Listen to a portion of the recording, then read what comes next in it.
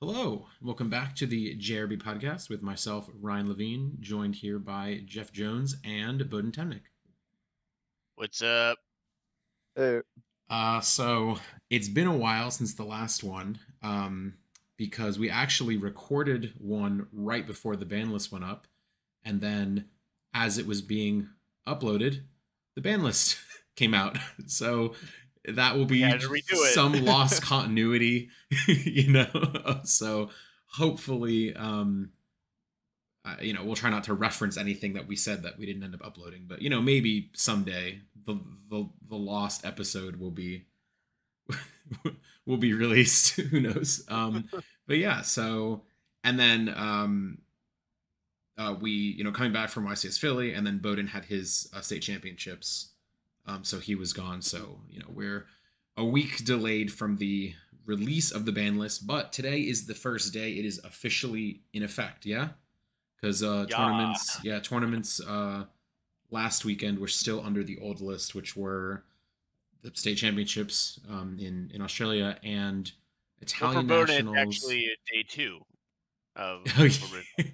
yeah, yeah, and then Italian nationals, and there was another nationals. There were probably more than one as well, but any nationals that were last weekend were done with the old list. So I guess let's talk about it briefly because I'm sure it has been a week since it's been out there. A lot of opinions of people, I'm sure, but I'm actually I don't even remember what the whole changes were. I'm gonna pull it up real quick, just so I can read them off. I guess we're not gonna go over all of them. Let's see.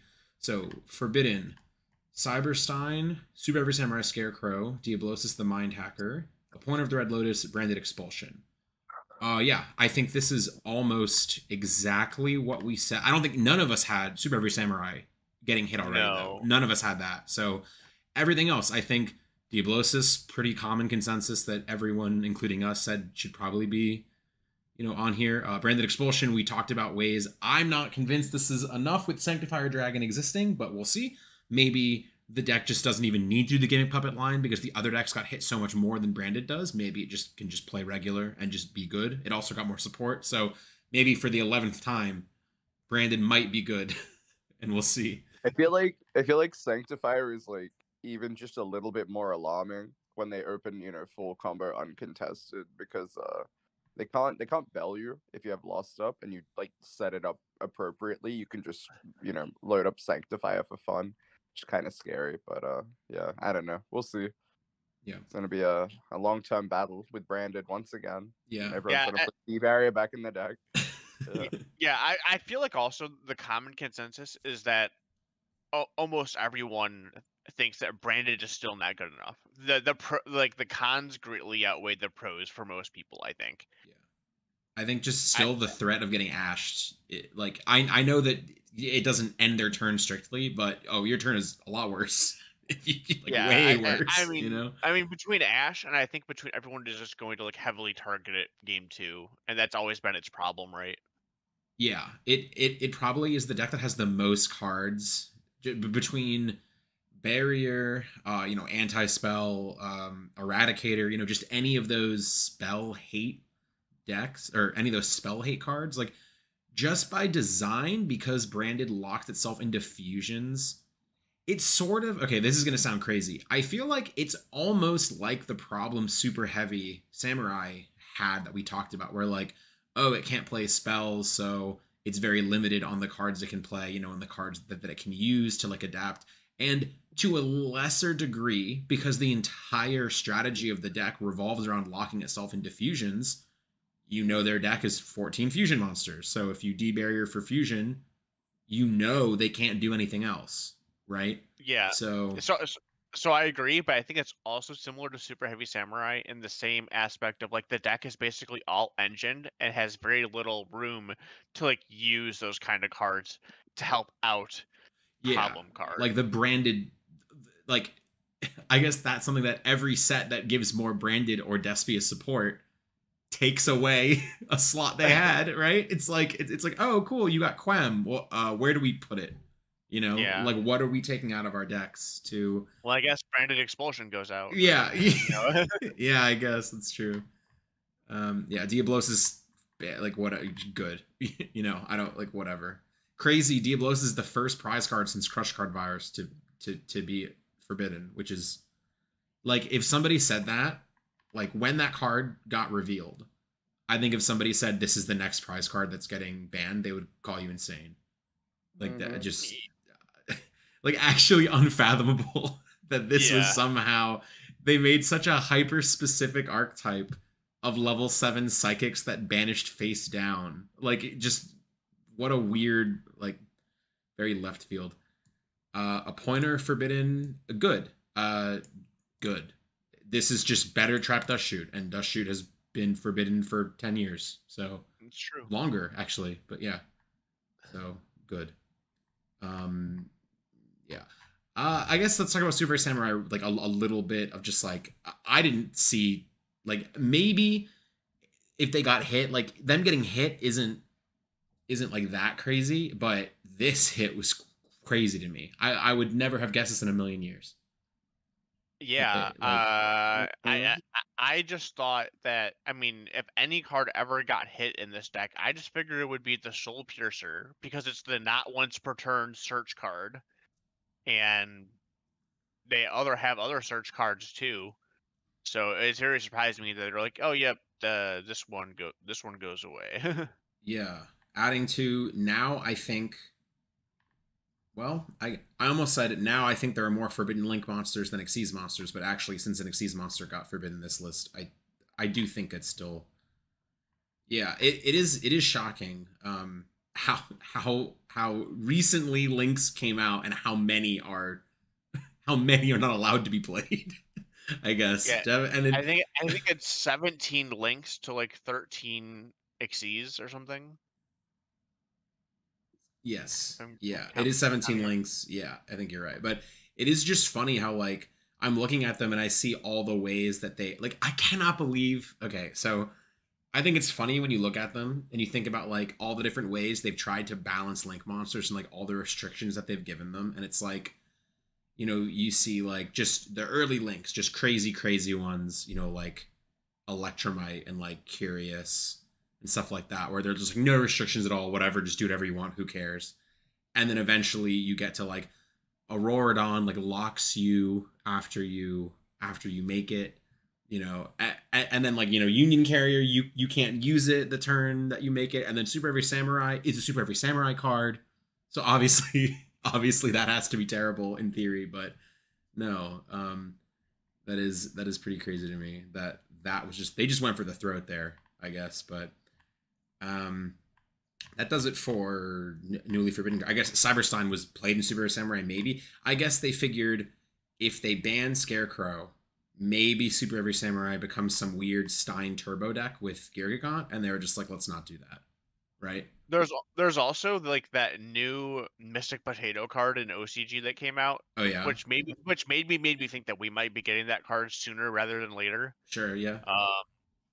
I just as when it's like destroyed in any way in the field, you summon a dark monster from deck, and people were going to use that with Cyberstein. So yeah, I think it's funny the way that like the power creep of Stein was like almost circular, where it was like the game got so powerful that Stein was unplayable because just this random normal summon you had to draw was like not even good, and then the game got so more aggressively powerful that now you can just summon Stein directly from your deck.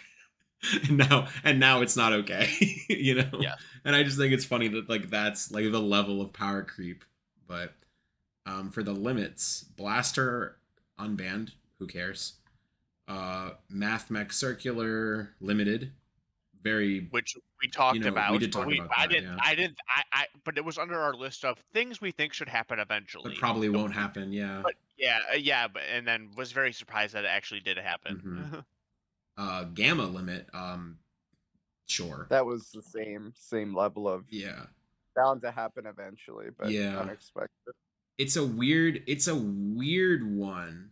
Like I don't think Gamma is inherently like an unfair card, but I think it creates really polarizing games. right? So And that's I the think issue. I feel like I isn't Gamma disagree. just tactics? Like I Yes, feel like that's literally what I was about to say, where it's a yeah. tactics problem, where it punishes the person going second for trying to just to see their first turn, and that's what I think is not great about it. Yeah. It's a higher risk, higher reward tactics, right? Where like, because if they don't do anything, now you have like a debt, like, or rather, if they interact with Well, your they're the second, same, right? Like it's the well, no, because exact same thing. gamma, if they wait for you to summon a monster, then like you Oh can't like yeah, summon a sure. Stratos and Yeah, then yeah, use yeah. yeah. So like higher risk, higher reward tactic, which yeah, I think like when a card like tactics and thrust, when tactics and thrust are both already in the game, and we saw this when tactics got printed is when they limited called by, because like when tactics is in the game, called by doesn't also need to be in the game, really. And I think we've reached that point where it's like, okay, they printed thrust, well, like we don't need tactics and thrust and gamma all in the game at the same time to just like reward you for going first or whatever, you know, like punish your opponent for trying to use hand traps. Yeah, maybe that's like too much. Well, I think it's also funny, right? If you look back at how Gamma had functioned traditionally, mhm. and the amount of times Gamma would be good going first versus like Gamma being at its best going second, we sort of went past that point with the amount of cards that like have to be stopped while you don't have monsters on the field, right? Like that obviously have to be stopped is like pretty broad, but you know, we're in a draw format, we have Gamma, like Konami's probably just like, how many times is Gamma just resolving for Excel into Baron like for free? Because why wouldn't you draw a card that searches another card that searches another card? You know what I mean? It's like at what point are you gonna ever draw your opponent? At what point are you gonna ever like ash your opponent? So like this is probably like the last format, if they're using that as like their their information or their bias, probably the format where you wouldn't want Gamma to exist after, because it seems like it did cause a lot of problems. We saw it in like the Labyrinth deck. You know, they extra just multiple copies of Excel Baron, like solely for the fact that you wanted like your welcomes and stuff to resolve, your X trap to resolve, and if you had Gamma, it was just an FTK. So I think it's something to think about, because we didn't really see that in prior formats, like outside of some outlandish frame something, who knows. Yeah. But I mean, like the first time it was really, really played was to protect Resort and Terraforming from Droll in Spiral, right? That was the first time it got like really popular. And it was just like, yeah, the argument was like, oh, that will never happen because you can just, like you just hold Droll till they summon a card. And then it's like, well, then why is Droll even in your deck? Like right? you're not gonna let Like them resolve. you're getting all of these like net benefits until like, and that's the other issue with maybe not an issue with Droll per se. Trying to really think that. I guess it was really just with Gamma. I think Droll doesn't have to exist, but that's for like a different reason. I think Droll is equally as silly, but that's another topic of discussion. Yeah. I think formats where both Droll and Gamma are popular are really toxic. Like when every deck is 3 Droll, 3 Gamma, and it's just like, okay, I hope they don't draw Droll, or if they do draw, or like when you draw Gamma, I hope they did draw Droll, and it's just it felt almost like just a coin flip or like a roll of the dice, like a game within the game, and it was like if they drew Droll when you drew Gamma, then the rest of the game didn't even matter because they had no cards and you win. So yeah. I'm not sure Gamma is the one I would prefer them to go after. I feel like I'd prefer them to just go after Droll, but I do agree that one of them probably had to go. Them both existing is pretty not okay, but it's just too far gone. Yeah, I agree. Okay. Back to one, Danglong. Yeah, I don't think this matters like at all. It's been at 3 the whole time, and I mean, I don't know if it's at 3 the whole time, but I don't think it's ever been forbidden in Japan in the OCG, and it's not forbidden in Master Duel. I know that's not like the end all be all, but I don't think this card is as strong as people think it is.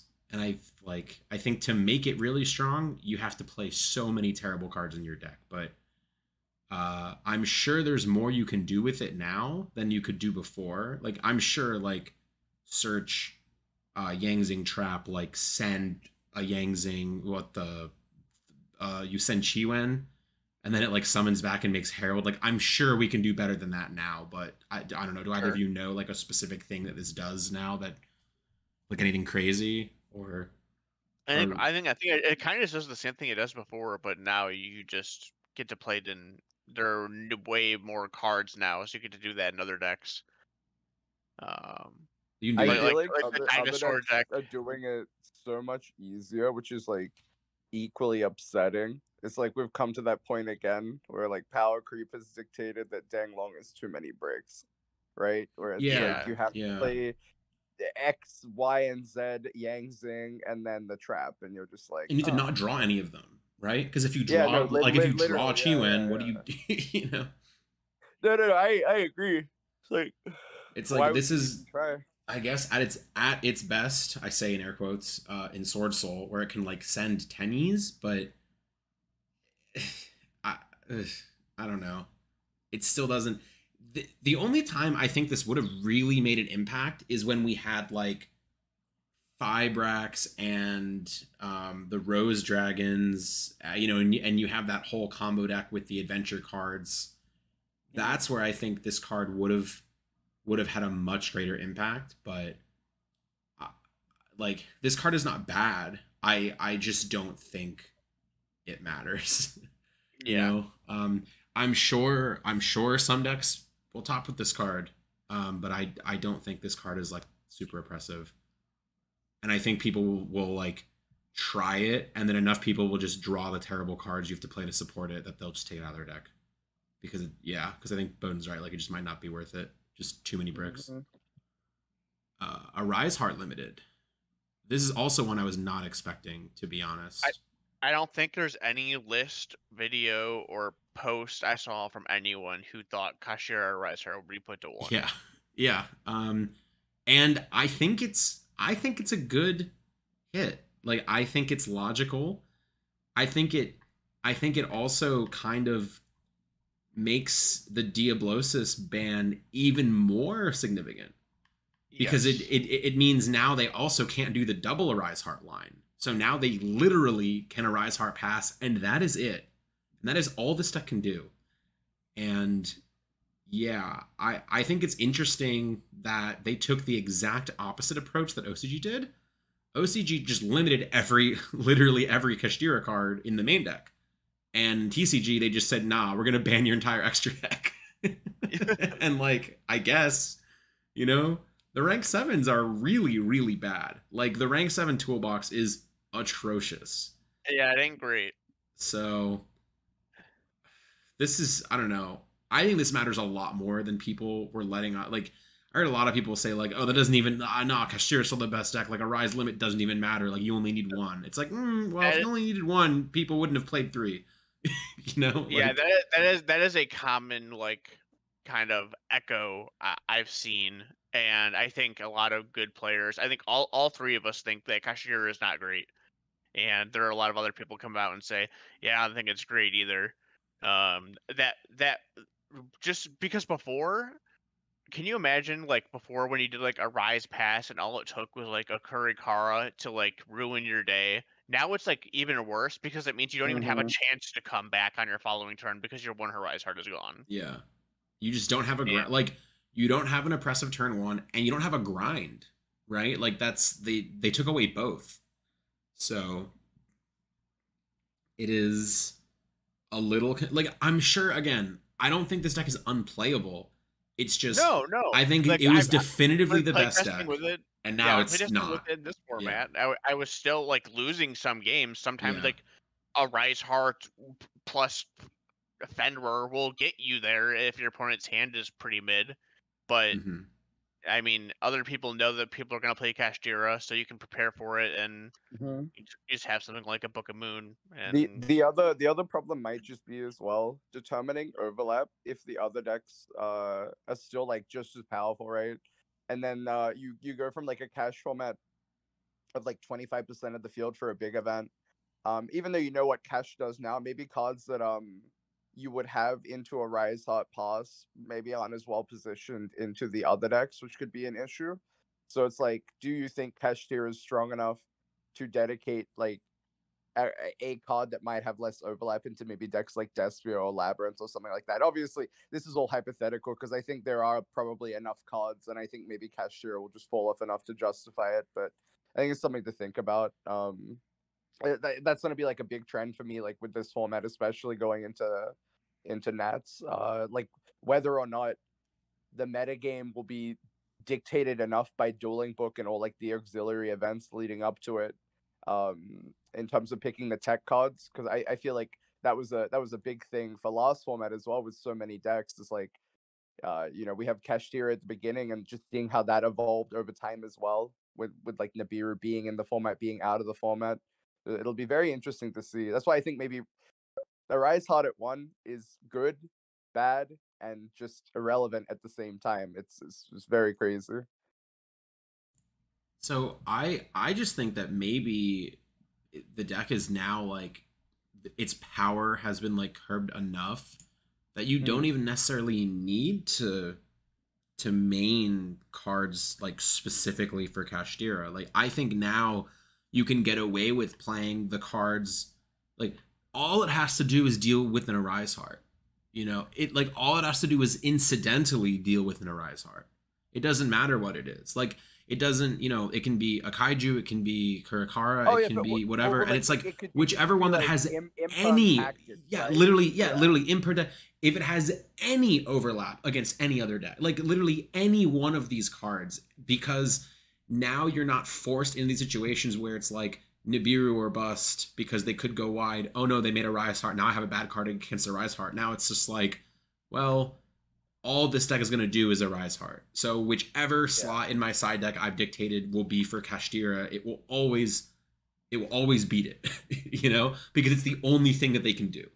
So I feel like we're going to see a much steeper drop off of Kashtira than people I think are letting on, or that people might like think. Jeff said, though, like you'll still lose games to Walking Macrocosmos, set Lance, set Prep with no, I agree. Right? That's definitely like the possible. scary thing where it's like maybe next list they just ban it, because it wouldn't surprise me. Like I definitely think it's a card that's silly enough that it could just end up getting banned, right? So something else I want to point out is that I think that Kashtira's like real strength is the ability to throw out like 3 gigantic bodies with good effects and continuously do that because of Birth. And because of that, I think a lot of the games you'll lose against it are not necessarily the ones you went second, but the ones you went first. So they can play through like fields fairly well outside of like Book of Moon type effects. So I mean, it's very easy. They could just go like summon 3 guys, Fenderer, banish your guy, attack for game, and pick apart your field. And I think it plays much better going second than it does going first.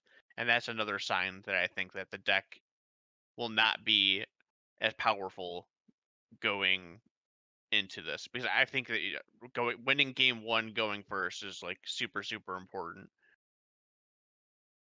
Or I'm sorry, what game any of these, like if you're going to game 3 and you're going to choose going second, that's really scary. I don't know how many times I've tried pulling that off and then lost and looked like an idiot. But so that's that. So Pearly Delicious Memory. This made me very angry. Definitely don't know as much about this deck as either of you do, so I'm kind of gonna take a backseat on this one. And you sound like you have very strong opinions on it, so I'll let you I'll let you take over for this one. Part of me feels like this was, I mean, I hope like Japan's doing kind of be like, oh, we see like how much Pearly is dominating OCG. We don't want that to happen in TCG, so here you go, do this. But it wasn't even having strong results leading up to this. It was like, I think maybe like 4 of them topped the YCS. It was 4, yeah. And I don't think any of them made it past top 16. I don't think anything made it past top 32, but I could be wrong about that. It was top 64. I forgot about that. Yeah, maybe top 32. Yeah.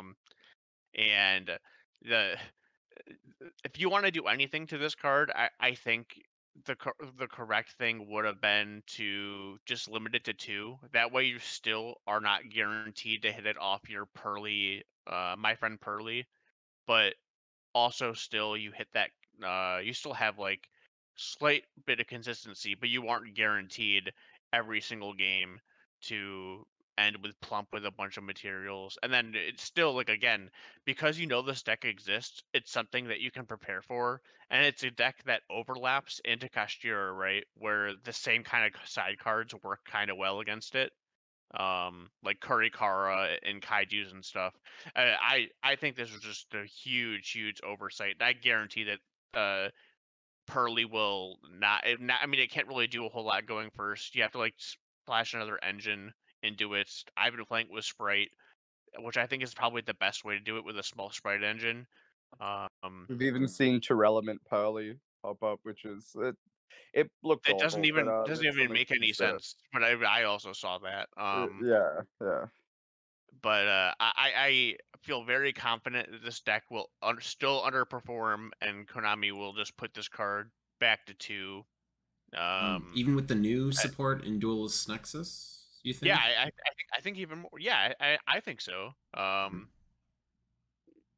This I was think this was just the card that provided reach, right? Like this was the one that your happiness, the pink one, would like swing, and then you would just like add, and then you would like continuously load up, and then this is how you get like a bigger attacker, right? Because the game's uh, cumulative. Well, this is the one that turns the little black one into plump, which yes, is but it what also loads up your gives materials, right? it also gives the monster more attack points for every No, material. So that what you could yeah, do that's what I mean. is attack with happiness. So like Yeah, search this, equip it, and then attack again, search another material, equip yeah. it, This attack this is again. the And OTK card, right? this Yeah, is how you OTK your opponent yeah, in yeah, yeah, yeah. combination with yeah. But Copy.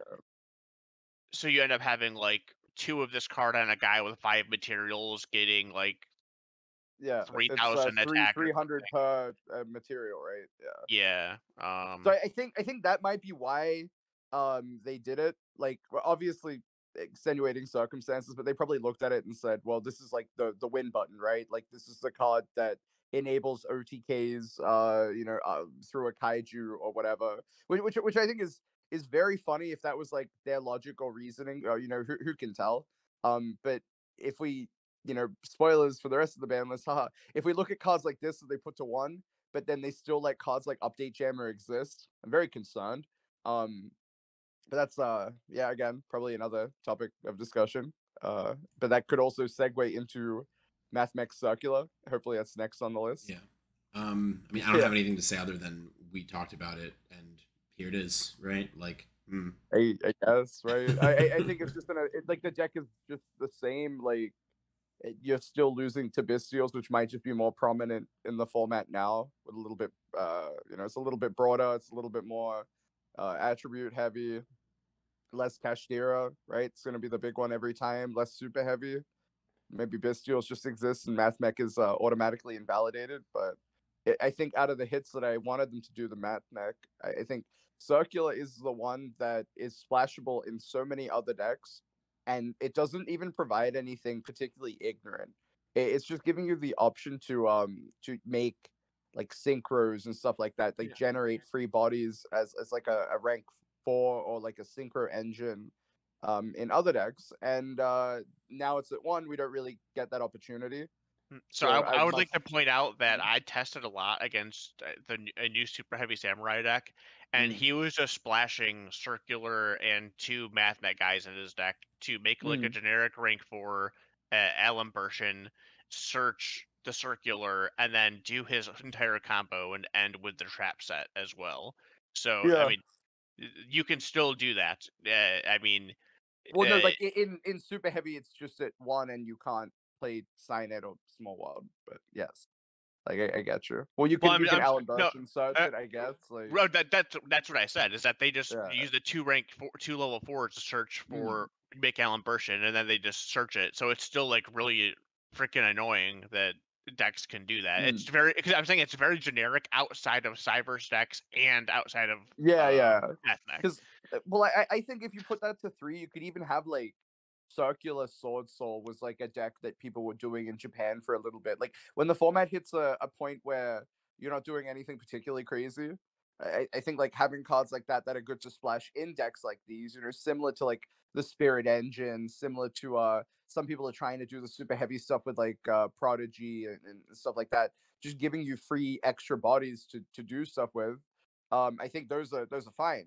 Um, Obviously Circular does it with the least amount of cards, but in the grand scheme of things, I think it's like kind of okay and doesn't really do too much outside of I think Super Factorial probably doesn't need to exist. That's a whole different thing. I think Circular itself though is like a pretty reasonable engine. And then obviously when you look at Cyberse typing, you probably just don't want Update Jammer to exist whatsoever. So that's yeah, I think maybe it was just too far gone. And they probably will just never ban Update Jammer, so nothing matters, and they probably won't have to because MathMech will get kept in check by literally everything else until that League 1 comes out, and then maybe they have to do something more, but who knows. Hitting Circular like this, I feel like MathMech is still pretty consistent because it can just play Small World and Silent Mining and whatever. But now, at least most of the time, they're giving up cards to get to Circular, right? They're way less frequently just starting Circular. Your Astral Droll are doing things. Yeah. Format permitting that those cards would exist in your strat. But now when they sign at Mining, you can Ash it. Gamma is limited. Like now you can Ash it, and the odds of them having Gamma are virtually zero, and the odds of them just shrugging and summoning Circular from their hand are significantly lower, right? So now it's like I think this. I feel like the limit of a Rise Heart and the limit of Circular are very similar, as weird as that sounds, where the people's knee-jerk reactions that I heard were, this doesn't matter, like, you win on the first Rise Heart anyway, or like, this doesn't matter, they already have 3 Signet Mining and 3 Small World, then, like, the new Cyber Scar surges it, and it's like, right, but that's just so many more points of failure than they had before, right? And what made these decks like so good is like 30% of the time you just slam Circular first action, and it's like that's a lot. And now it's like 12% of the time or whatever it is, like some significantly smaller number, and then you're gonna sign at Mining and they're gonna Ash it, or you're gonna go, God forbid, you're gonna go second and you're gonna activate sign at Mining and they're gonna negate it, and you're gonna go next game, and that'll just be it. And it's like, it's just so much easier to stop now. So I don't know. I think we will see a steep, like, yes, their best card got limited. I think we'll see a steep drop off of MathMech. Is not a crazy insightful take, but I think a lot of people were dismissing a lot of these hits as kind of inconsequential when I think they are pretty significant. Now, Naturia Sacred Shri, I have no idea if that's significant, actually. I think this was really stupid, because I don't think the problem was ever the Naturia cards. The problem was the other cards you use with it. We're going to get to that. What I'm saying, but I'm just saying, I don't think we need to spend much time on Naturia Sacred Tree, because it just leads into the other things. Yeah. So, Herald of Orange Light semi-limited, good. When they got rid of all the Ishizu cards, I don't know why that card was still at 1. Who cares? Like, that card's gonna go to 3 next list, it'll be fine. Kashtira Unicorn semi-limited, hilarious. I don't get it. Whatever. Why was it semi-limited? Why wasn't it limited? Or like, I don't know. That doesn't, whatever. Sure. Great. I guess marginal consistency hit, like, most whatever. Most of my limits are pretty fucking dumb. I think we all agree. And I think it's crazy. We only had 2. One was malicious. Now we have 8. Very bizarre. Really weird semi-limit heavy list that I'm not a fan of, but Lightning Storm, so bizarre to 2. So bizarre. And I think that's because I think OCG has Lightning Storm it too as well. I don't know, maybe that's possible. Sprite Starter to 2. Sure. Like, I don't really understand what semi-limiting like Unicorn and Starter, like, I don't know. So that's a really weird one that, like, I really don't like looking at these decks. I mean, like, maybe it's fine. I don't like looking at these decks and going, like, we need them to be slightly worse. What do? Let's semi-limit one card in their deck.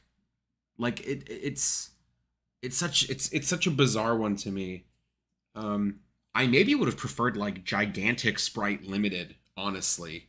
Like if they were gonna like slightly hit sprite, I think that might have been what I would have gone after, but I don't know. Sprite started at 2. It's gonna matter The one thing, 9% of the I time was thinking of, or whatever. that might have been a decent hit, because it quells some other strats, and I don't know like how impactful it would be, but it was maybe Beaver at 1. So I was That thinking that or Angler. Yeah, Angler's a weird one because I think you can Well, get Angler away banned, with just having maybe, the single right? copy. Yeah, Angler has to be banned. if I will that's the thing, I will but say I did play only one Angler in Minneapolis. That was yeah, not a good yeah. decision, Well, but I did only play one.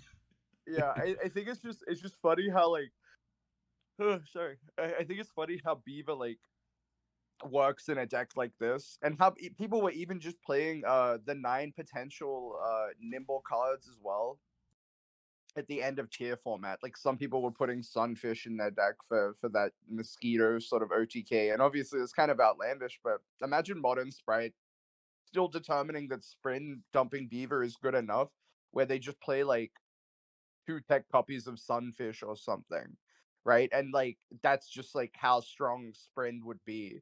And I think like the fact that Beaver is at 3 and you now have the option to just summon 2 and then the third one is able to summon 1 back from grave. I think it's kind of silly. Let them play bad cards if they want to play such ridiculous ones with Sprint. That would be ideal. But I wonder if like Beaver to 2, like that would have been the fun one. Because then if you draw, you know what I mean? That would have been funny. I don't know. It's the fact that you still get to summon 2 cards, and it's like if you draw 1, your Beaver just summons Angler. You play 2 copies. You know what I mean? Like Yeah, but then your angler only weird summons one Beaver, is what I mean. no, If you no, draw, I get that. But it's more a case of like you shouldn't have the option to summon 2 and then have the option to draw. Like I think they're both equally as impactful and powerful. Obviously, like denying like doing one would just like deny the other for what we have now. But I just don't think it should exist. Like you can't, to quote Jeff, you can't have your cake and eat it too. Is essentially what Beaver at 3 does, or like Beaver at any more than 1 tends to do. So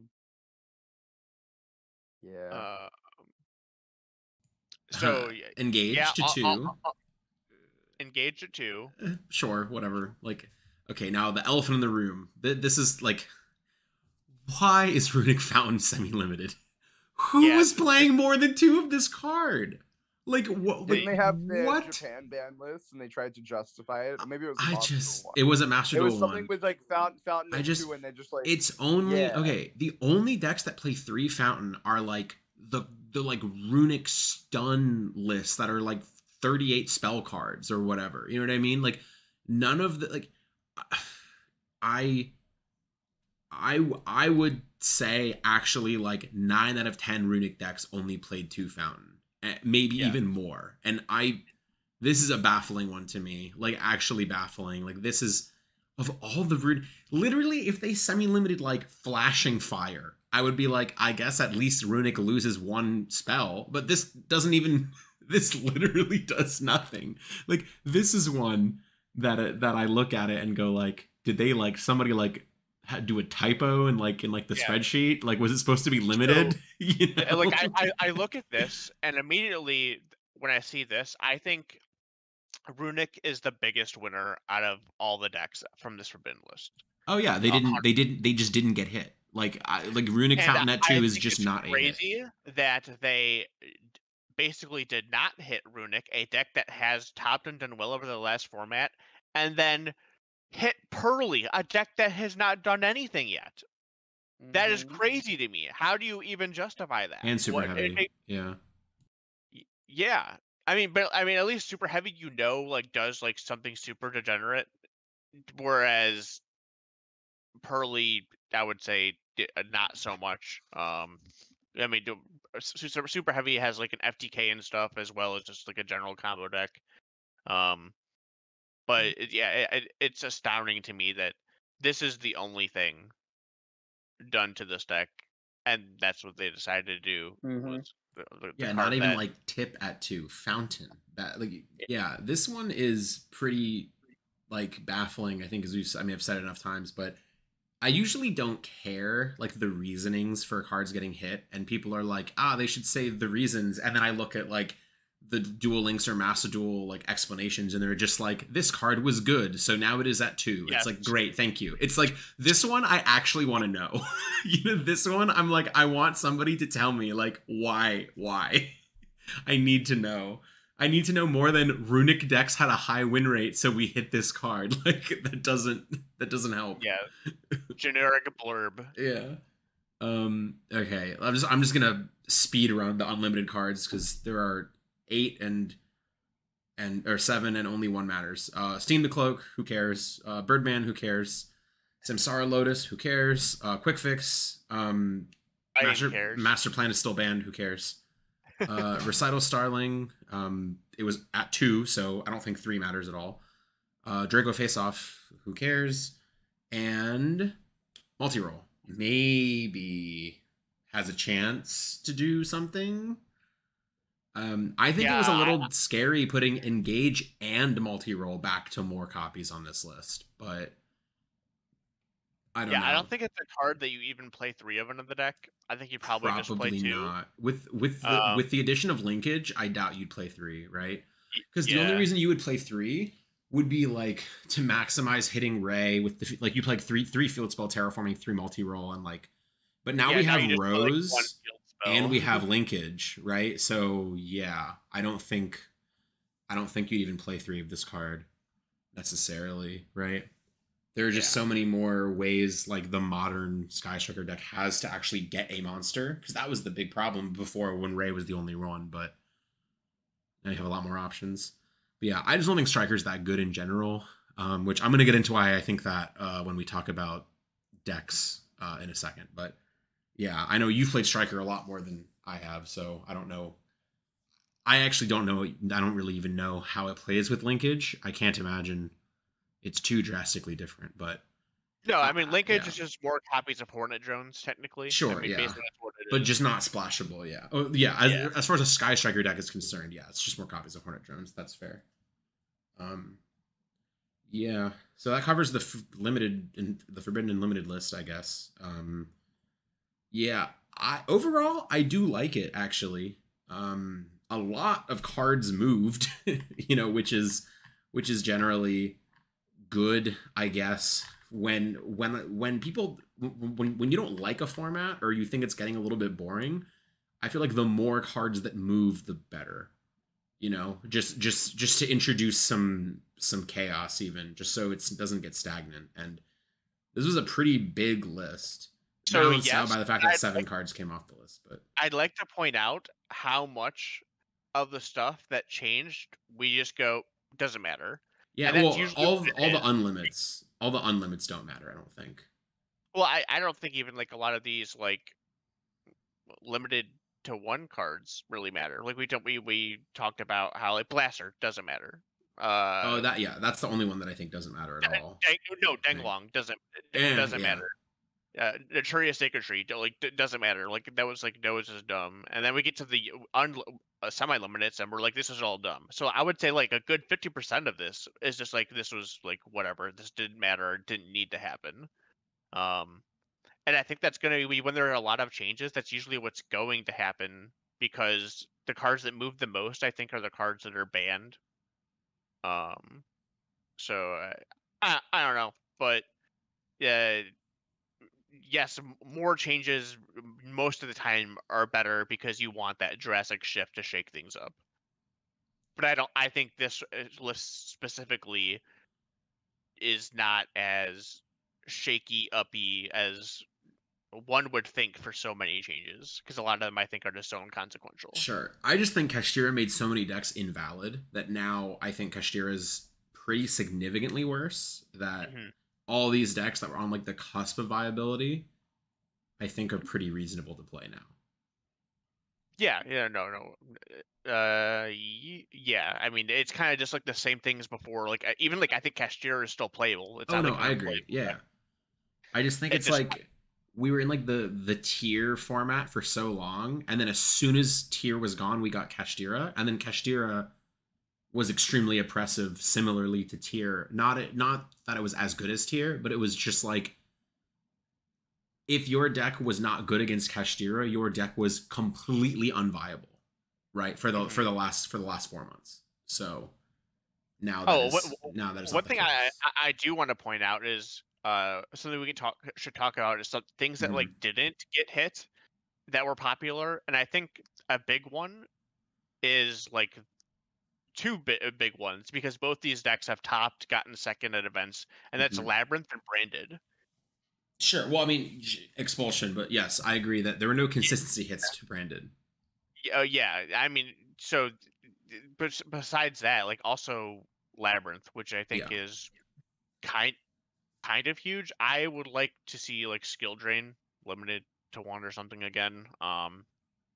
Yeah, Japan really did just throw us for a loop, huh? They had it at 3 for so long, and then we finally put it to 3, and they just put it to 1 as soon as we put it to 3. Like they really got us on that one, huh? That is very funny. Yeah, probably. And I think a lot of people, besides thinking that Cashier was still going to be the best after the list, immediately thought, oh, Labyrinth didn't get hit. This is probably the best deck. And then we saw like the first day the price of Labyrinth go really, really high. Like like Lady Labyrinth or whatever was like $60. I'm pretty sure that card is not even close to that now. Yeah, it's not. They've all gone back down. All the cards have gone back down, basically. Yeah. Yes. I mean, I think it's like if you look at the upcoming products, if you look at Battles of Legend, which is the only product between now and the WCQ, the North American one at least, you know, they confirmed months ago that Welcome Labyrinth is in that pack, and like it's going to be a quarter century rare, and like, you know, did that have anything to do with Labyrinth not getting hit? Maybe, you know, like I don't know. I don't think Labyrinth is like that crazy. I think it's weird it received 0 hits, but I don't even, other than like the generic Floodgates, I don't know what I would even want to see hit. I think like Skill Drain to 1 is a pretty, I agree with. I think it's like those more generic you can do nothing cards. Yeah, I mean that was the problem with Eldritch too. It was not the actual Eldritch cards. It was the Floodgates surrounding it, but then eventually the decks just don't lose to those specific Floodgates, so it doesn't matter. But yeah, I agree that it is a little weird that like none of these cards, like I would thought maybe they'd like, I don't know, like ban Eradicator again, or well they never banned it, they limited it, but I wouldn't even hate that. I wouldn't even hate Eradicator just getting banned, honestly. That's a card that's like pretty silly. I feel that card should get banned, actually. Because not only available now in Wild Survivors. Got reprinted. Yeah, because not only can like Labyrinth search that, but you still have cards like Trap Trick and stuff like that. Trap Track. And Trap Track, yes. Yeah. Which doesn't even need multiples, so even if they limit it, you can just Trap Track for it. Yes, so exactly. You can still play multiples. Oh god. Yeah, maybe is that why they banned a pointer? I don't know. I think a pointer is more for thrust, honestly. Oh, that's a good point. Yeah, that's a pretty good one. Now they're gonna ban Barrier next. I don't know. I also would have maybe seen Dimensional Barrier finally going. Oh, but then Brandon would have been too crazy. Maybe. I hate to think that way, but like I hate to think like if this Floodgate card gets banned, then other deck is too good. But like actually, if Barrier is banned, Brandon is probably insane. So I'd like to point out that also I thought that at first, but I was like, actually no, because there is a second card that came out recently that is like a many dimensional barrier, but is a card that lets you kind of do something once, but then you can't do it again. And I don't know if you remember this card. I don't remember its name, but I remember I know what you're talking about. But I don't remember its name. Are you talking about Gravity Collapse or No. There's some weird. It's a new trap card, and I'm really. Yeah, it says something like your opponent cannot special summon monsters of a monster type they already control. So basically, if you have a fusion monster, you can't summon a second fusion monster. So like you could use your Branded Fusion, summon one fusion monster, but after that, you can't summon another one. And I think that's way more fair and more in line of like a decent Floodgate rather than you do 0 things the entire turn. Yeah, that is true. I'm gonna look for like 5 seconds and see if I can find this card. You cannot. so on. Let's see. I have faith in myself. I just searched trap and then sorted by Alright, I found that. newest. Oh, you did? Okay, good. It's called Simul Archfiends. This Simul turn, Arch. neither player can special summon monsters with the same card types they already control. If you do not control 2 or more of the same card types, all Ritual Fusion, Synchro Xyz, and Link monsters you control gain 500 attack. You can only activate 1 Simul Archfiends per turn. Okay. Oh yeah. So they cannot summon a fusion if they already control a fusion. Okay. So that would be a similar. If Dimensional Barrier was banned, that would be a similar card against Branded specifically. Yeah, I can see that. All right. So I think that covers everything for the forbidden cards, and what we think about that, I guess. So I guess the next topic, and probably the last one, honestly. This was, went on longer than I thought for just that, is what decks we think are good or we want to play. I guess it has been no secret. I wanted to play Vanquish Soul. I have said that every time in our last 5 episodes, and I did it. I played Vanquish Soul. I went to a Wild Survivors case tournament and I played my Vanquish Soul deck, and I had a lot of fun doing it. And I think we need to enjoyed be a more lot. specific about this, Ryan. Uh-huh. Ryan went to a case tournament, purchased a case in order to play in the case tournament did. with his versus deck. So nobody had Vanquish Soul cards, so I had to buy a case to make the deck to enter the case tournament to win a box and a half by topping the case tournament. So,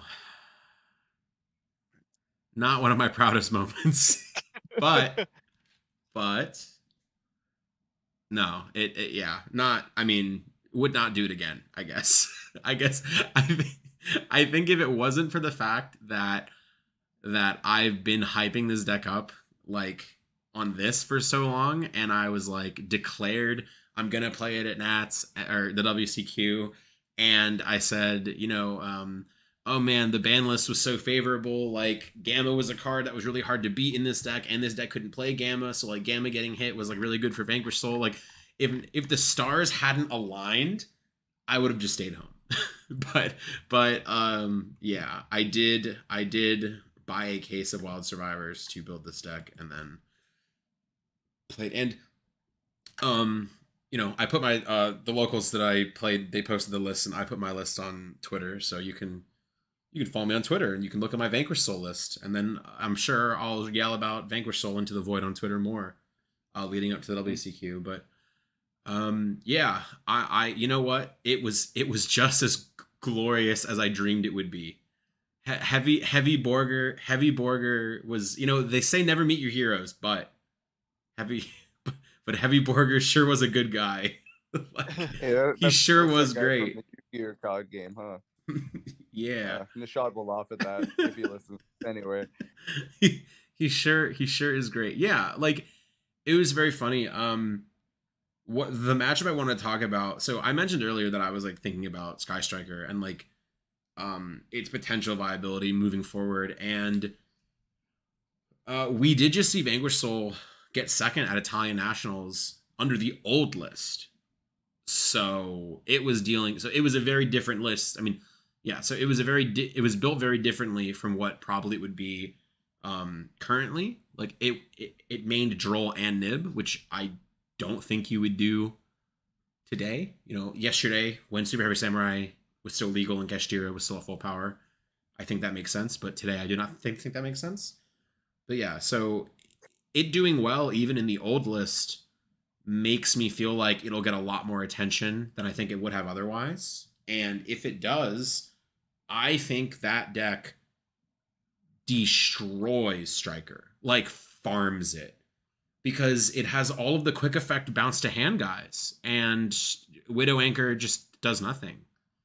You will summon Raisin, and they will Sigh, and they will Widow Anchor, and then you will chain one of your guys, and then their card will do nothing, and you will search, and you will summon a guy, and you will draw 2 extra cards every turn. You will draw more cards off Borger than they will draw off Engage. Probably. Yeah, I actually just think that matchup was so in Vanquish Soul's favor that Like it feels like one of those matchups where unless Vanquish Soul just bricks, I literally don't know how it loses. That is how one-sided it felt. And that honestly, with the current list, Vanquish Soul felt that way against Kashtira too. Raisin farms Fenrir. Like normal summon Raisin into the same column as Fenrir, and then it resolves on a new chain. Is Fenrir gonna activate? Raisin probably just searched Heavy Borger.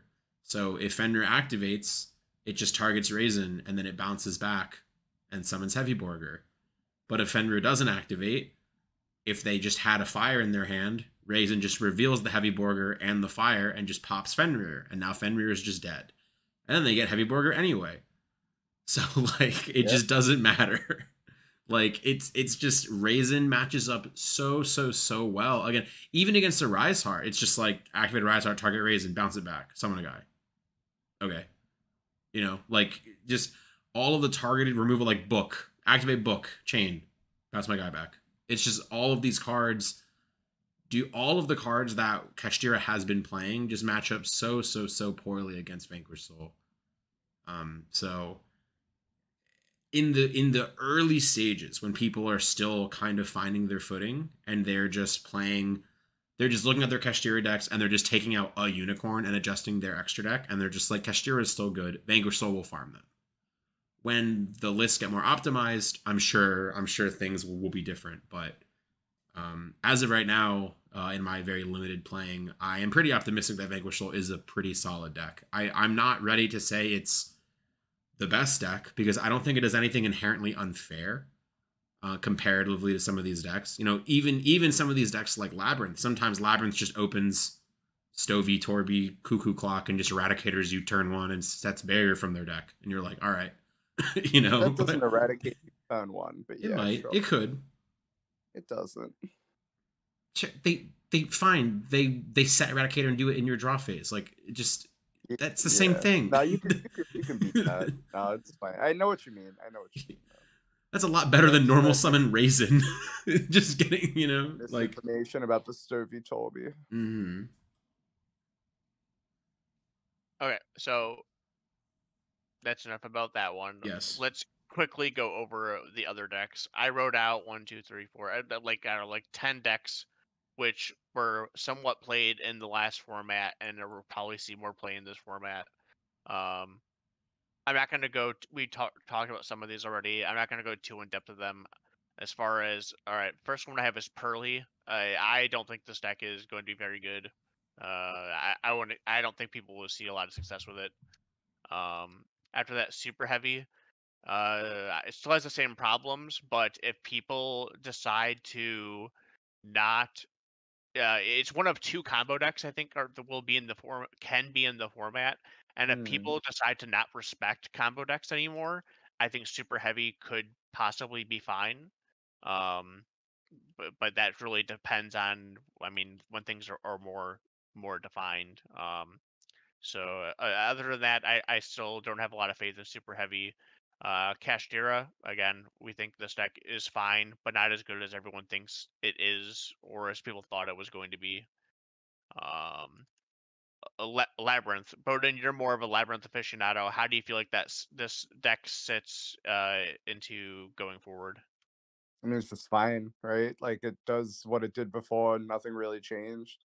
I guess the only downside is maybe everyone's playing Bell and Ash in some capacity, and like the deck gets watered down then. But who's to say you couldn't just play like a Floodgate lab deck like people were doing prior and have the same hit rate? Like it's just a reasonable trap deck. So yeah, I agree. fine. I think the Stovey Torby stuff is less good now, and I think you probably would want to lean more into heavy traps for this, especially because you get punished way less by like a Rise Heart and stuff like that. After that, we have Branded. Again, continuously same problems.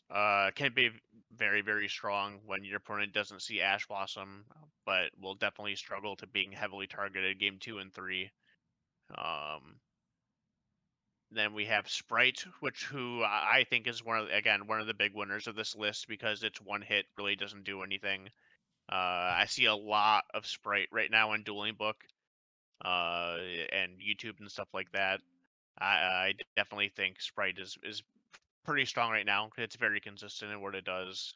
Um, so, and if any of you have anything to say, you can go ahead and butt in.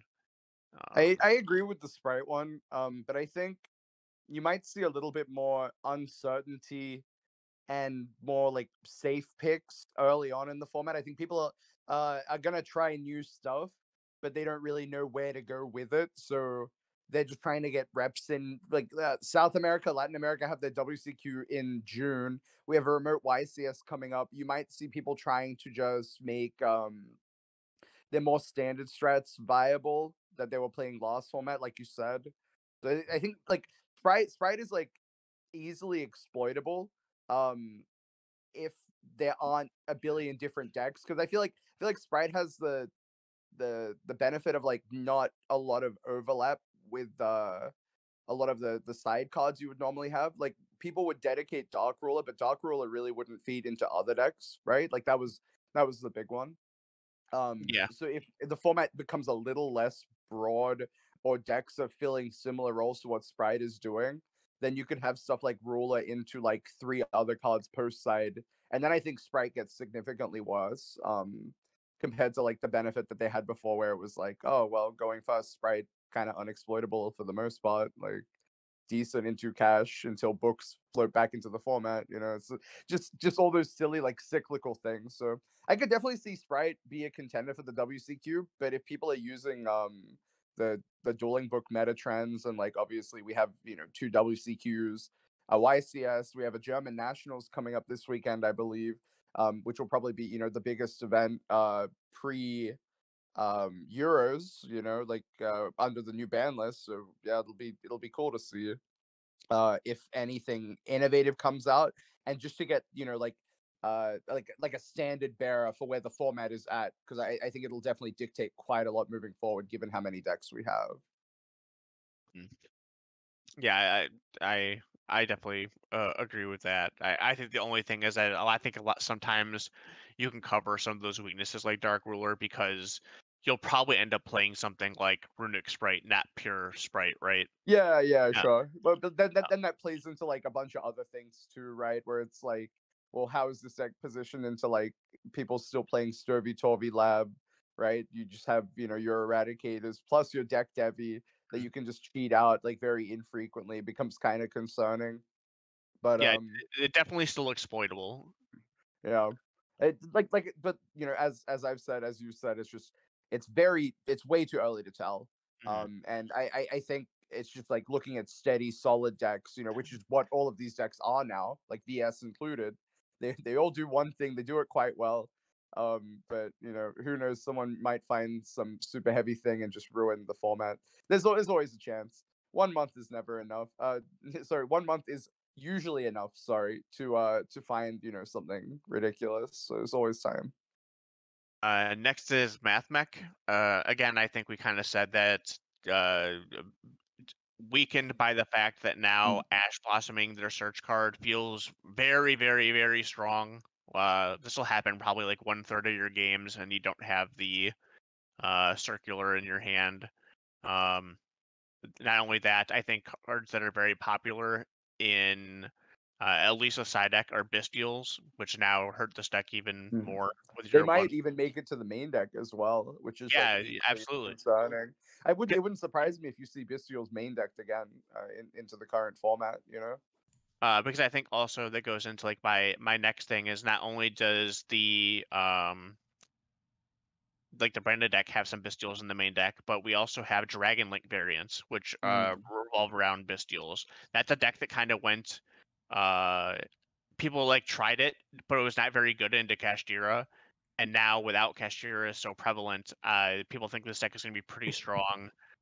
This deck I still forgot loses that to deck one existed. Arise Pod. Yeah. I That's honestly the forgot that crazy deck thing. existed. It was literally every time people were testing that deck, never like, oh, I'm losing to full combo, because like they would have a bunch of cards that would try and check full combo, right? Like they were doing small world into like Kurakara, stuff like that. You know, all of the bridges like small world into Gamma, they'd have Gamma in their deck. And then there were a lot of instances where I would watch them fold to single Arise, because it was just, you know, doing so much to their base engine. And now it's like, well, what does Cash do? Single Arise. It's like, I guess you don't have to compensate for full combo anymore. You could probably just get away with playing the out to single Arise. But boy, if you just throw all engine into that, sounds kind of concerning, honestly. So another deck, which was an older deck, is the Sword Soul deck, which is like probably one of the only decks that can also use um the Dang Long, to manipulate levels and do some shenanigans. I'm not even convinced Long is that good in that deck, but I am but I not know either, but people it's are the deck I've trying spent it. the most Yeah. in. This is a deck that Max and I tested day one, and I'm still not impressed. So I don't expect this deck to do very well. But I'll probably eat my words and watch the finals of our nationals be, or WCQ be, Sword Soul and Sky Striker again with Floodgates, because I will not let that happen. Dude, Floodgates. I think Sky Striker is so unplayable. If I that will not happens, allow I will Sky have lost all Striker hope. anywhere near That the is- finals of the That's WCQ. cool, because it's the next deck on my list is after Sword Soul, which I also agree. I played 5 games with that deck, and I said, "There's no way this deck is playable. It's just impossible." Like people underestimate how much it was carried by Mystic Mine, and I Mhm. think anytime this deck is going to do well, it is because you are just blissfully unaware as to how it's meant to play, or the format is so specific in the cards that you have to pick that you have to neglect a deck like Striker entirely, and maybe your deck is still like mid-range control-y, where it's like committing monsters to the board and then getting killed on their turn. You know what I mean? Like that's where it just gets kind of dicey. Where it's like if your deck can get Widow Anchored multiple times into like some linkage like OTK, you know, pile, then yeah, like you'll probably lose. But as soon as Striker is known, I just don't think it can ever win an event. That's the traditional Striker in the last like 2 or 3 years has just been that. You know, it's this unexpected meta call, and obviously Mystic Mind can and Featuring, will carry. Mystic Mine celebrity cameo, Yep, essentially. pretty much. I mean, it's actually more so like Mystic Mine with like Array cameo, actually, when you really think about it. It's less so. It's more so a Mystic Mine deck with a couple striker cards, but yeah. So down to the last 2 decks here, Punk Gold Pride, which we saw like 2 or 3 of these top this last YCS, right? Yes. It's that deck is interesting because I think that's like on par with the combo deck, but not necessarily a combo deck. It's not doing anything Yes. oppressive turn 1.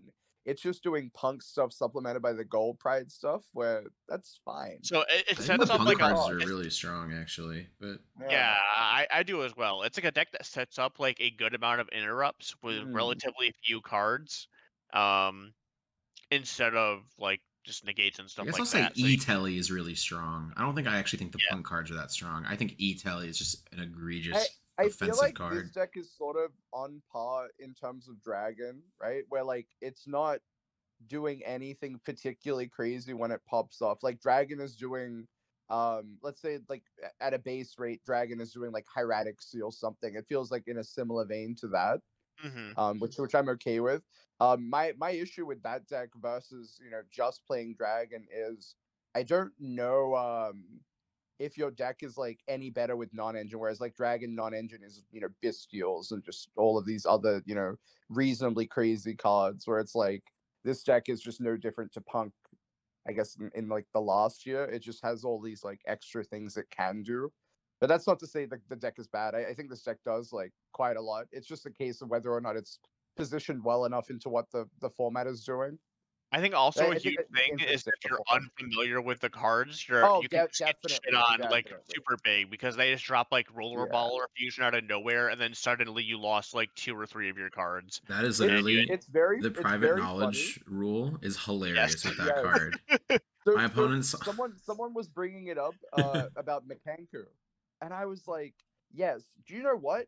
I have lost to Mikanko on like rated in the last month. And the reason was because I did not read his cards correctly the first like 3 times I read them because they do 50 things. And then shortly after I'm like, oh, this is how I meant to beat this deck. And now I don't think I'll ever lose to Mikanko again. I'll obviously have to read them, but holy, like I know I have the general gist now. But then, like, first time playing against Gold Pride, I'm like, what the fuck does any of this do? And it's gonna be a process that I have to repeat. So the first time I played against it, all I knew was he summoned the guy that fuses, and I read it, and I went, I don't know what this makes. I'm not allowed to ask what this makes. And I was Yeah. like, I've read this card one time, and I know it says cannot be responded to. That is the only line of text I remember on the card. It's so I have to prevent this effect from resolving. That is what I determined. I determined I had to prevent his fusion effect from resolving because I knew I couldn't respond to his fusion, but I did not know what his fusion did. Now I know what they do, so... Mm-hmm. You know, we're getting there. It was also your one loss at that case tournament. Yeah, right? I played 2 of them. I played Oh, two okay. gold. I played 2 gold prides, and I lost to one of them. Yeah, that was my one loss at that tournament. Can't believe That deck Gold is Pride, definitely in the makings of a player crazy deck. Yes.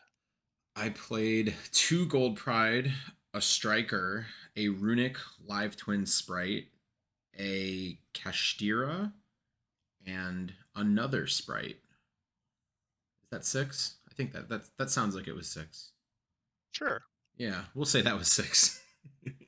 I'm pretty sure. So the last deck I want to talk about, which I think is the second combo deck that's possible, is the Dinosaur deck, which I have seen on social media the past couple days. Apparently, it did okay in some tournaments. Yeah, I mean, it's just kind of what you did before, except now it's better, has more consistency, search cards, more ways to pop babies. I know this is a deck that I think anytime I sit down across from a Dinosaur deck, I'm always like kind of tilted. I hate playing against this deck. I hate playing against that deck. So it is my absolute. You know what? There's been a trend going around on Twitter where it's like quote retweet this with the 3 cards you hate. I might just do like Oviraptor Conductor and like Pill. or just like a Misk Lost World Oviraptor. Yeah. Like I'm so over playing against Dinosaur card. Like I've played against this deck for like 6 years. You know what I mean? I'm just so over it. Like I never want to see another one ever again. Like, not fun. Can we just acknowledge that? It's like it's literally sit there. It's like, oh, I activated Mist. You cannot interact without X, Y, and Z specific hand traps that, you know, just 3 of which you probably aren't playing. And this is just like, you have to have Ash. It's like, oh, you have Ash? Well, I have this. You're like, oh, okay. They make their board. It's just equally as oppressive as a combo deck. We've talked about this. We've talked about this before, where it's also just like, I feel the trend is most of my opponents that have played Dinosaur are just not pleasant. You know what I mean? It'll be like no matter what, they will do their thing that is largely uninteractable, or like, you know, they'll give me a token so I can't imperm or evenly or whatever. They'll play Misk so I can't use 99% of cards, and I'll like Ash, you know, like a baby effect to summon, and they'll be like, ugh, you had everything, and I'm like, what is happening? Yeah. You know what I mean? You know what I mean? And I'll just be like, look, man, I don't know. like I just don't. I feel like you were the one that had everything, and I actually just had one thing. And yet somehow here we are. To be fair, that's how I that's how I feel. That's how I feel about Brandon. That is how I feel about Brandon every time I play against it. And Jeff will be upset that I said this. But that is literally what happens. It's like, oh, you had Ash. It's like, yes, or okay, and what? Like, you know what I mean? Like, you open this 5-card hand. It's like, oh yeah, sure. I don't know. It's just, oh my god. I think it's just because the way like Dino functions is so many of their cards invalidate so many of like the common cards that when that like they feel cheated when they get hit by like the one card that can legally activate. They're wow, like, stop me. None of my other opponents have done that. Yeah, literally, and it's just like, yeah. It's like, yeah.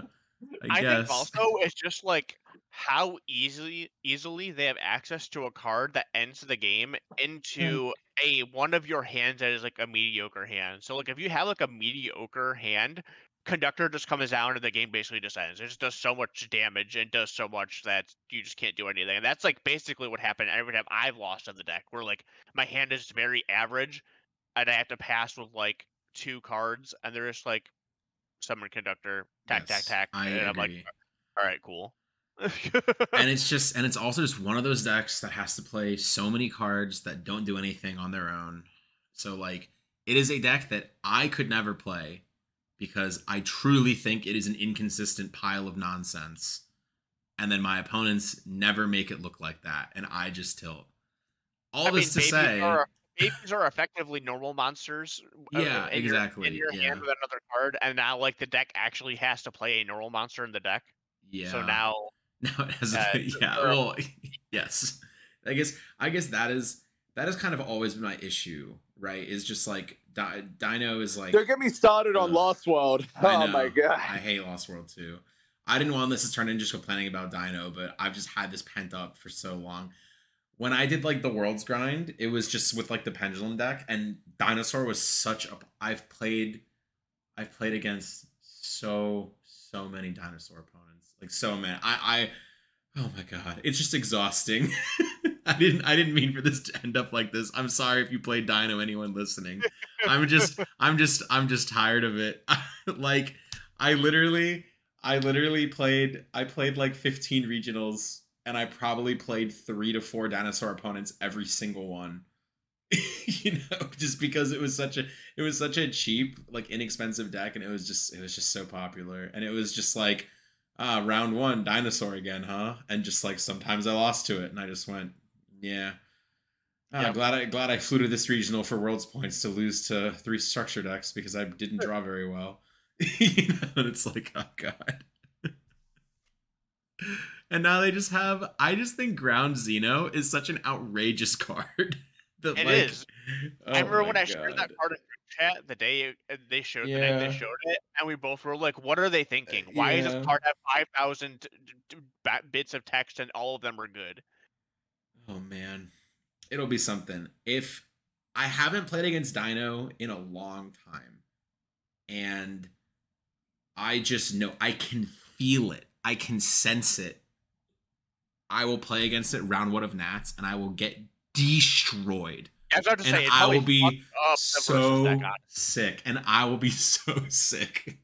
I know I will play against a round 1 of Nats and get obliterated, and I will be sick. I can already sense it. It's literally guaranteed. I'm starting that tournament 0-1. I know. Oh god. And then 0-1 is where the Dinosaur players live. Then I will play it again, and I will lose to it a second time. I know it will happen. The X1 bracket is their feeding ground. Oh my god. I hate that deck so much. I wonder how much of this I'm going to edit out of just us yelling about Dinosaur.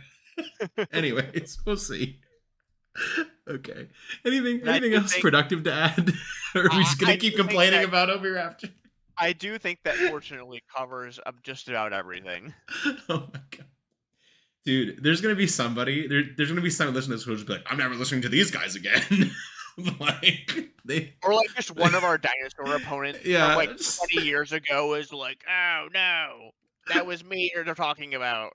Oh my god. Ryan has to remember that he was indeed playing Alistair. Huh? Alistair, no, I was playing the Pendulum deck. I was playing the Pendulum deck. I only played Alistair for 1 regional. Playing Invoked. I played Invoked for 1 regional, and then I played the Pendulum deck. Oh, well, you might have burst Dino while you played Invoked. I don't remember that one. I don't remember. Oh well, I actually at the YCS I did probably at the 3v3 one. 3 years or 2 years later. 2 years later, I played against Dinosaur. Oh my god, I played against Dinosaur. Oh man, it's crazy to me how many times that deck has been playable. Ugh. I can't believe Steve and Scott destroyed us with Dinosaur. I know. Anyway. Oh, that's true. I forgot about that. I think a very last thing I want to say, very like funny thing to think about is I was talking to Ryan Yu at the last event, and something that we like, I don't even know how this came up, but we remembered that we have played twice in remote duel, like a year apart. And can you guess what the matchup was? Both times. Dino and Invert. Dino versus Eldritch, both times, like a year apart. And we both just went, man, we suck. You know, like that's pretty bad. Like, and it was like different Invoke, or it was different Eldritch decks and different Dinosaur decks too. Like both of our decks were probably like 20 cards different, and still somehow it was just in Dinosaur versus Eldritch both times. That's funny. Anyways, all right. I think that covers everything. I might just tell this episode we hate dinosaurs. Like that might just be, it'll literally be like, oh my god. Anyways, I apologize. Anybody out there who really, really likes the dinosaur deck, I'm sorry, but we don't discriminate against Dino DNA or whatever the kids like to call it. I've just been traumatized by that deck too many times. Like and it's funny because honestly, I love dinosaurs. Growing up, I wanted to be a paleontologist till I was like 10 years old. Jurassic Park was the very first movie I ever saw in theaters at like 6 years old. And to this day, I love dinosaurs, except for Yu-Gi-Oh! Dinosaurs. Sure. All right. Oh, that was fun. All right. So thank you for listening. I don't know. Just, man, that was something. I did not expect us to just yell about dinosaur for 15 minutes at the end. But yeah, so I think we'll cover Battles of Legend when we get more reveals for that, and then that will just lead us into miscellaneous WCQs. Yeah, because next week we'll be able to talk about Germany, right? Yeah, there should be German nationals next week. I think even like the Central American WCQ is next week. I think, right? Is next week? I'll double check, but it might be like the tail end. It might be the week before Euros, so like 2 weeks before. Yeah. So. Yeah, but we're gonna start having YCS the week before Euros. I forgot we have the remote YCS. I'll not be playing that. I've decided that I'm.